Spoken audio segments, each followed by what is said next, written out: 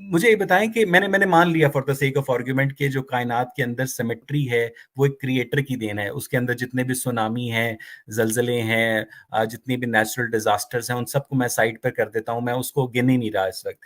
جی ہاں دوستو، problem of evil جو ملحدین کا بہت ہی مشہور دلیل ہے۔ حالانکہ ملحدین ایول کو آبجیکٹیو نہیں مانتے بلکہ سبجیکٹیو مانتے ہیں، لیکن اس کے باوجود وہ اعتراض کرتے ہیں کہ اگر یہ کائنات کسی انٹیلیجنٹ بینگ نے بنایا ہوتا تو اس کے اندر پرفیکشن ہونی چاہیے تھی، یہ پرفیکٹ ہونا چاہیے تھا، اس کے اندر ڈسٹریکشن کیوں ہوتا ہے، سونامی کیوں آتی ہے، زلزلے کیوں آتے ہیں، تباہی کیوں ہوتی ہے۔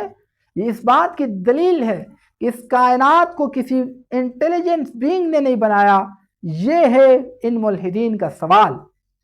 دوستو اب اس کا جواب بھی سنیں۔ جس جگہ بھی کہیں پر بھی ڈسٹرکشن ہوتی ہے اس سے یہ کہاں معلوم ہوتا ہے کہ وہ ہمیشہ ڈسٹرکشن کے پرپس سے ہو، بلکہ ڈسٹرکشن کنسٹرکشن کے پرپس سے بھی ہو سکتا ہے۔ خود ملحدین ایتھیسٹ جو theory of evolution per blue کرتے ہیں، اسی تھیوری کو لیجیے، جب یہ ہماری زمین، یہ 7 کانٹیننٹ، یہ 7 براعظم آپس میں جڑے ہوئے تھے جس کو پینجیا کہتے ہیں، اور زلزلوں کے باعث یہ 7 کانٹیننٹ آپس میں دور ہو گئے، اس کی وجہ سے کتنی لائف فارم اس زمین پر پاسبل ہو پائی، کتنی نیو اسپیشیز کو اس زندگی میں پروان چڑھنے کا موقع ملا دنیا میں۔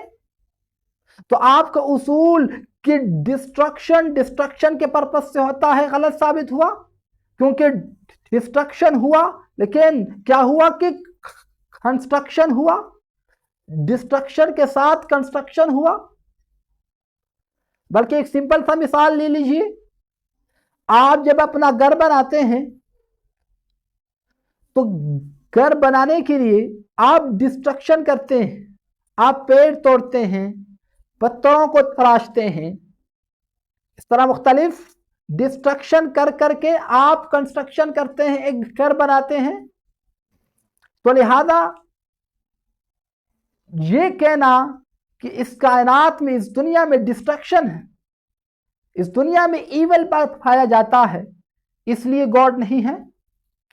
ایک اعتراض کو اور لیتے ہیں، یہ کہتے ہیں کہ بھائی آپ کہتے ہو مسلمان کہ اللہ رب العزت وہ محبت کرنے والا ہے، پیار کرنے والا ہے، اور دوسری طرف وہ القادر بھی ہے، سب کچھ کر سکتا ہے، تو پھر اس کے باوجود اس دنیا میں ظلم کیوں ہے؟ 40,000 کے قریب فلسطینی شہید ہوتے ہیں۔ تو اگر وہ اللہ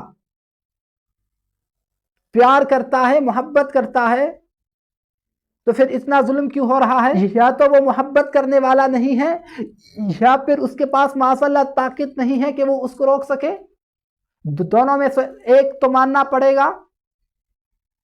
لیکن یہ ملحدین اللہ رب العزت کی ایک تیسری صفت بھول جاتے ہیں، جو ہے الحکیم، حکمت والا، کہ اس دنیا میں جو ایول پایا جاتا ہے، جو برائی پائی جاتی ہے، اس کے پیچھے بھی اللہ رب العزت کی کوئی حکمت ہے۔ اب یہ ملحدین کہتے ہیں کہ کیا حکمت ہے؟ وہ حکمت کا ہمیں پتہ ہونا چاہیے۔ بھائی ہر حکمت کا آپ کو کیسے پتہ ہو؟ کیونکہ ہماری تو علم لمٹ ہے، اللہ رب العزت کی علم نالج تو انلمٹ ہے، تو ہم اس کے انلمیٹڈ نالج کو لمیٹڈ نالج میں کیسے سمو سکتے ہیں؟ تو لہذا یہ کہنا کہ اس کے پیچھے کیا حکمت ہے، وہ حکمت کا ہمیں علم ہونا چاہیے، یہ کوئی ضروری نہیں ہے۔ بلکہ اس دنیا میں جو ایول پایا جاتا وہ اس لیے پایا جاتا کہ انسان اپنی فری ول کا مظاہرہ کرے۔ اگر اس دنیا میں برائی نہ ہوتی تو انسان کے پاس اختیار ہی نہیں ہوتا۔ اگر اچائی ہوتی تو پھر تو انسان مجبور ہوتا کہ وہ اچھا کام کرے، لیکن چونکہ اس دنیا میں ایول اور ہرچو گڈ دونوں موجود ہیں، تو اس لیے انسان کے پاس اختیار ہے کہ وہ اچائی کرے یا برائی کرے۔ دوسری بات، اللہ العادل ہے، عادل کرنے والا ہے۔ اگر اس دنیا میں ایول نہیں پایا جائے گا تو پھر عادل کیسے ہوگا؟ تو عدل کے لیے ضروری ہے کہ ایول پایا جائے۔ تو لہذا پرابلم آف ایول اس بات کی دلیل نہیں ہے کہ اس کائنات کا کوئی کریٹر نہیں ہے۔